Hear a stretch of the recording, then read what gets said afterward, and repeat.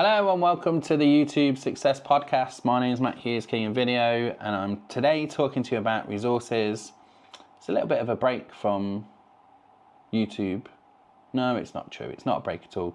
Actually, we've got loads of things in the resources that we can talk about YouTube-wise. I'm actually going to focus this episode on streaming software because I get asked this question all the time, like how can I... Well, there's a couple of questions that are related to streaming that I get asked. And one of them is, how do I stream to multiple platforms in one go? And the other one is, how do I live stream my pre-recorded videos? So this could be my YouTube videos, right? And I wanted to highlight the resources section because it's something that's free, that's available to you right now. If you go to kingofvideo.co.uk/resources, you're going to find a page with all of the things that I'm talking about. We're going to add that to the show notes for every show from now on, and I'll probably get my VA to go back and add it to all the previous show notes as well, because this resources page we're just going to build on over time. And I wanted to focus on, before I go to streaming software, because that is the question I want to answer, but I would also mention that there's a YouTube tool section there as well. So there's TubeSpanner on there, there's TubeBuddy on there, and there's VidIQ. If you're new to YouTube, you might not know about those tools. They are all tools that help you with YouTube in lots of different ways. So it will do things like show you how many subscribers other people have got, how many views they've got. Like it's called Channelytics, or one of the tools calls it Channelytics. So it gives you loads more information about the channel that you're watching. You've got things like VidIQ will show you the thumbnail for each video, and you can download the thumbnail, so you can do research around thumbnails. You can do A/B testing in TubeBuddy for your thumbnails as well. YouTube are enabling that in their own platform organically, but TubeBuddy was the original way to do that. And then TubeSpanner's got a whole load of creator tools that are specifically focused on YouTubers. So check out some of those YouTube tools in the resources section. But in this episode, I'm just going to focus on those streaming bits of software. And my streaming life from a multicasting point of view, so like going to more than one channel at one time, is split across a couple of different things. So has a bit of a history to it. So originally I started with StreamYard, and I think StreamYard have done one of the best marketing jobs in the world in terms of online businesses, because if I talk about multi-streaming or broadcasting to multiple places in the online world, everybody mentions StreamYard, and I used to love StreamYard. In fact, I think it's fair to say I still do love all of these tools. I wouldn't recommend any of them if I didn't love them, but I moved my attention from StreamYard after about a year and a half into Restream. And largely it was because I became part of their influencer program.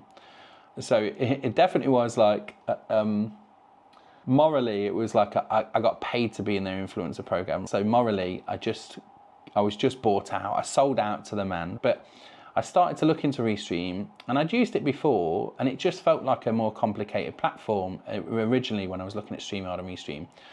But I started to love it. I started to love the dashboard that they've got, the control panel, the broadcasting studio, sorry, is a better way to describe it, the studio that they've got.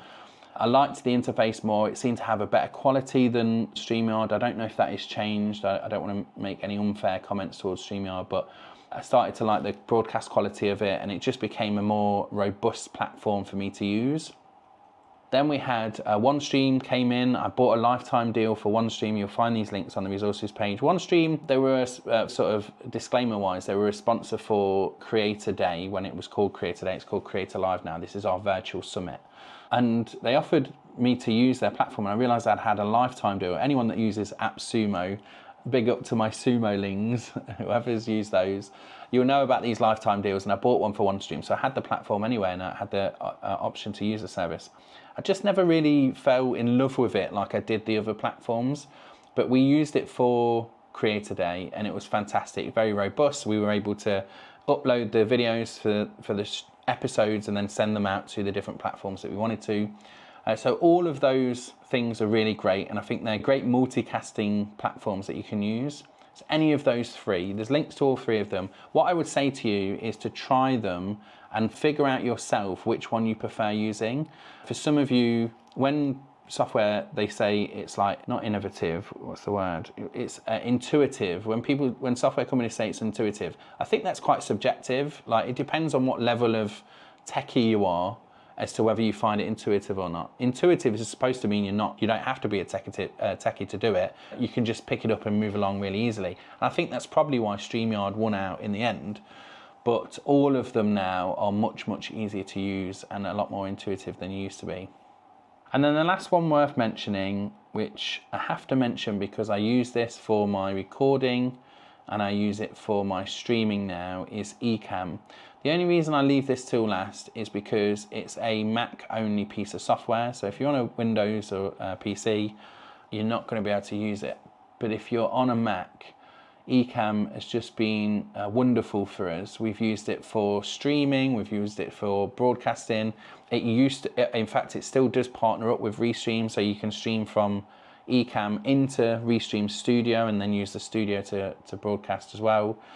And we've also used it as a virtual camera, so you can build your show, your live stream inside of Ecamm, and then you can use a virtual camera as the output into Zoom, for example. They actually have tight integration with Zoom as well.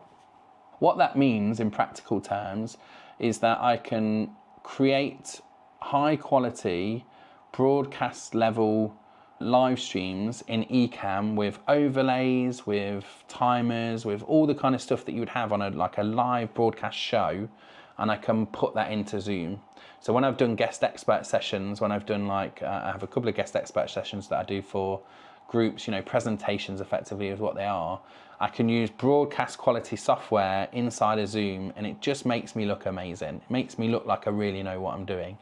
So if you want to do the same thing and you've got a Mac, then Ecamm is definitely the platform of choice. But I would say all 4 of those pieces of software I really love. I only recommend software that I love, that I think has a great purpose in the world. All 4 of them have a huge audience. They all have great user communities in all of their user communities, great support, great advocates of their products. If you go and spend some time in their user communities, you'll find brilliant live streaming experts in there as well, and you'll be surrounded by great people, cool people that really want to do a lot of stuff when it comes to YouTube, streaming, all of that kind of stuff. So whilst this episode is all about my resources section, something free for you guys to go in and check out and take advantage of, I just wanted to focus on those YouTube tools. Obviously we're here in the YouTube Success Podcast, we should talk about YouTube tools, and then of course the live streaming software as well. I hope that's been helpful. We will continue to update that resources section. I'll continue to add things that I use, that I love, that I think you should pay attention to. And hopefully this episode will not die a death and that website will disappear or the page will disappear. In fact, forget the hopefully. Of course it will be there forever. All right, my name is Matt Hughes, King of Video. I'll see you on the next YouTube Success Podcast.